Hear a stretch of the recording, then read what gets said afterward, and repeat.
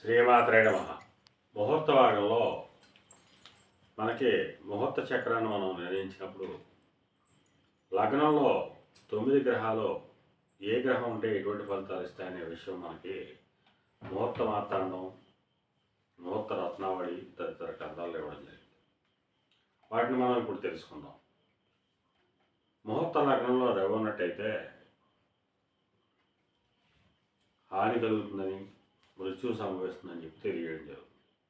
రెండవ స్థానంలో చంద్రుడు ఉన్నట్టయితే కొద్దిగా ధనవ్యయం కలుగుతుందని, క్షీణచంద్రుడు ఉన్నట్టయితే ధనవ్యయం కలుగుతుందని తెలియజేయడం జరుగుతుంది. కుజుడు ఉన్నట్టయితే మృత్యువు, అగ్ని బాధలు కలిగేటువంటి అవకాశం ఉంటుంది. బుధుడు ఉన్నట్టయితే ద్రవ్య సంపత్తి, ప్రీతి, నిపుణమైనటువంటి శక్తి, ఆయుర్వృద్ధి కలుగుతుందని చెప్పి తెలియజేయడం జరుగుతుంది. శ్రీమాత్రే నమః.